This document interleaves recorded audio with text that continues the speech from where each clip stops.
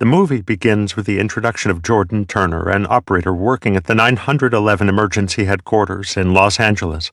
She receives hundreds of calls during her shift, some of which are very serious. However, Jordan, as always, managed to keep calm and guide stressed people out of danger.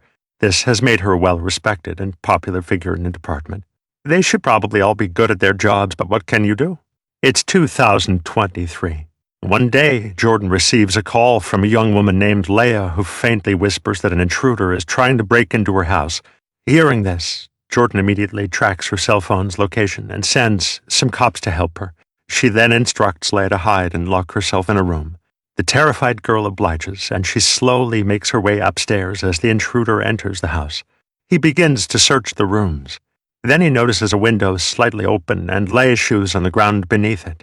This makes him assume that she must have fled the house already. He then proceeds to go downstairs and pursue her, not realizing that she is actually under the bed. What kind of idiot takes their shoes off to jump out of a window? Suddenly, the 911 call from Leah's phone abruptly ends, causing Jordan to panic and redial the number. Unfortunately, the ringtone alerts the intruder to Leah's hiding location, and he eventually drags her out. He then takes her phone and starts talking to Jordan. The latter desperately asks him to surrender, saying the cops are on their way, but the intruder is unfazed, and in a scary voice, he tells her it's too late before hanging up the call. The incident leaves Jordan in a state of shock, and she starts blaming herself for the poor girl's death. A few days later, Jordan returns to work, but she is still traumatized and nervous to begin her duty. To make matters worse, the news reveals that Leah's corpse was found in a very horrible condition near the highway. Jordan cannot take it anymore, so she stops her work and goes to the balcony for some fresh air. Her boyfriend, Paul, who happens to be a cop at the same department, joins her boyfriend, Paul, who happens to be the movie. Then fast forward 6 months, and Jordan is still struggling with anxiety. So she has now quit her job as an operator instead of working as a trainer for new recruits, as this job doesn't require interaction with emergency callers. She is performing well somewhere else. 2 teenage girls, Autumn and Casey, are hanging out at a mall. It is a fine morning, and they are waiting for their other friends to arrive, but just then Autumn gets a call from her boyfriend and rushes to meet him in a hurry. She leaves her phone behind, so Casey keeps it with her. Later she returns home, and while walking through the parking lot, a car suddenly reverses, nearly hitting her. Casey curses at the driver and picks up her now broken phone to add to her bad luck. The driver becomes enraged and attacks her from behind. He then knocks her unconscious using chloroform, puts her inside his trunk, and drives away. At 911 headquarters, Jordan is instructing the new recruits when an operator suddenly receives a call. It turns out to be from Casey, who has just regained consciousness inside the car's trunk. Since her phone was damaged earlier, she is using Autumn's phone right now. The operator tries asking her questions, but Casey is so panicked that she can't even form a sentence properly, leaving her with no options left. Jordan takes over the call. She is the most experienced operator in the building. She tries to trace Casey's location, but unfortunately her phone is a simple one that doesn't use GPS. Jordan then goes for plan B and asks the teenager if she remembers anything while getting kidnapped. Casey, who is about to have a heart attack, digs deep and eventually remembers that she is inside a red car and that the kidnapper is wearing glasses.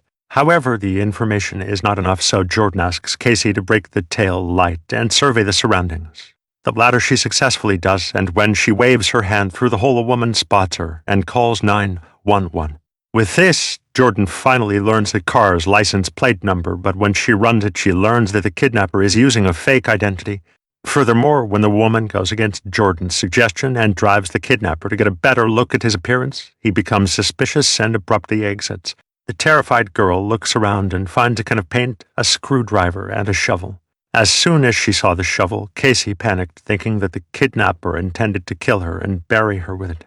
However, Jordan managed to calm her down, and she then instructed Casey to pour the paint outside so that the cops could easily spot it from a helicopter. Unfortunately, when the kidnapper stopped at a red light, it was too late.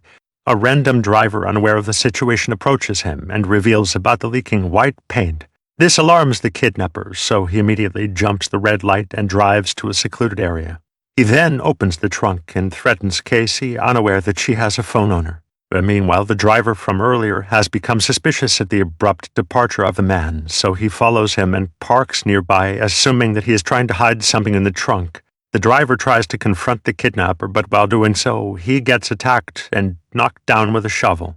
The kidnapper then changes cars, loads both of them, and drives off in the following scene.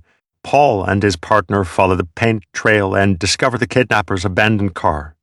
Paul also notices blood on the side of the car and a smashed bottle of chloroform. This gives him an idea. He can now use the bottle to get the kidnapper's fingerprint. Casey continues talking to Jordan, describing the new vehicle they're in, when suddenly the driver next to her wakes up and starts screaming. This alerts the kidnapper, so he parks the car, eliminates the driver, and then puts his corpse back in the trunk at this point. Casey has become certain that she is not going to make it out alive. She starts saying her final prayers, but Jordan once again calms her down and asks her to retrieve the ID of the driver. Casey obliges, and using the information on the card, Jordan finally gets to know about the car they are in. The kidnapper has no idea what his pockets are, and when the kidnapper realizes that he is running low on gas, he pulls over at a gas station. Casey, whose phone battery is also low, uses this opportunity to climb through the back seat of the car and scream for help. The plan works, and a nearby worker notices her, but before he can even react, the kidnapper eliminates him by spraying gas on him and setting him on fire. He then knocks Casey unconscious and closes the trunk. This is the sloppiest crime since O.J. Because of the incident, Jordan loses contact with Casey and becomes worried. Thankfully, using the fingerprint from the broken glass bottle, the police identified the kidnapper as Michael Foster.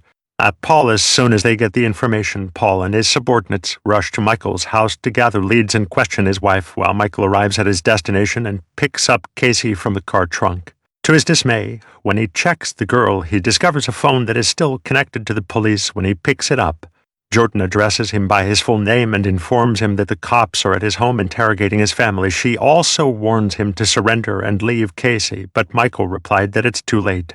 As soon as Jordan hears these words, she realizes that Michael is the same person who kidnapped and murdered Leia 6 months ago. This twist means absolutely nothing elsewhere. As Paul is scanning through the kidnapper's house, he comes across a picture. It features a woman who looks eerily similar to Leia. She is revealed to be Michael's deceased sister. Paul immediately asks Michael's wife about the location of the picture, and the latter identifies it as Santa Clarita Hills. Wasting no time, the cops head there, but once again they don't find anything in the meantime. Michael brings Casey to an underground bunker and starts preparing her for medical procedure. He binds her to the chair, but she manages to wrench her arms free and spray him with insecticide. Casey then attempts to flee, but sadly Michael easily kidnaps her. At this point it has become midnight.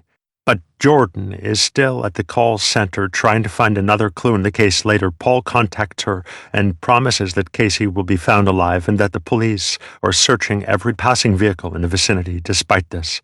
And Jordan is not satisfied, so she decides to take matters into her own hands. She heads to Michael's abandoned old house, where she discovers some pictures of his family as Jordan goes through them. She finally gets to know that Michael's sister died of cancer and that Casey is also of the same age. And Jordan prepares to leave, but just then she hears the same background noise that she had heard earlier in Casey. Jordan then looks around and discovers Casey's smashed phone and an underground hatch. This is when it finally dawns on her that Michael carries out all of his heinous crimes inside the bunker. Jordan wants to call for backup, but she also is scared that it may alarm the kidnapper. Hence, after much deliberation, she heads inside the bunker herself. As soon as Jordan reaches the base, she discovers Michael getting ready for something. She then hides in a corner while Michael starts stroking a blonde wig that resembles his sister's hair. Seeing blood on the ground, Jordan realizes that the hair and Michael's hand have been recently pulled from one of his victim's scalps. It is then revealed that the kidnapper misses his late sister so much that he kidnaps girls resembling her and scalps them. He then stores them in a mini fridge as a souvenir in the next scene when Michael prepares to cut through Casey's scalp. Jordan comes out of her hiding place and hits him with a mannequin head, knocking him unconscious. She then manages to free Casey from the surgical table and proceeds to flee the place.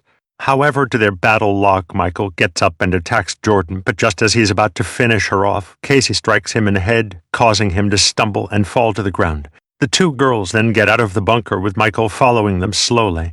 As soon as he reaches the top, they attack him and mercilessly throw him to the bottom of the bunker. He feels safe for the first time since Jordan planned to call for backup, but Casey stops her, revealing that she has another plan. Let's scalp this.